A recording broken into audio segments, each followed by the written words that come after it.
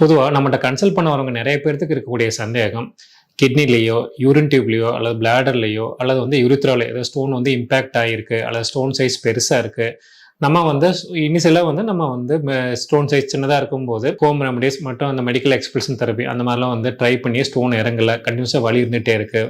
வாந்தி இருக்கு, ஃபீவர் இருக்கு, குளிர் நடுக்கம் இருக்கு.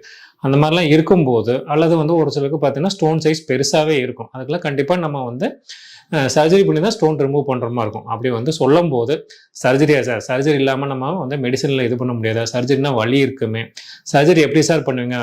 ஓப்பன் பண்ணி பண்ணுவீங்களா? எப்படி பண்ணுவீங்க? பண்ணா வலி இருக்குமா? பண்ணும்போது எப்படி மயக்க மருந்து கொடுத்து பண்ணுவீங்க? அதை பத்தி நிறைய பேர் பயந்துக்குவாங்க. இந்த காணொலியில ஒருத்தருக்கு கிட்னிலேயோ, யூரின் டியூப்லயோ அல்லது பிளாடர்லயோ ஸ்டோன் இருக்கும்போது எப்படி மயக்க மருந்து கொடுத்து வலி இல்லாம நம்ம ஸ்டோன் கிளியர் பண்ணிக்கலாம் அப்படிங்கிறது இந்த காணொலியில விரிவா பார்க்கலாம்.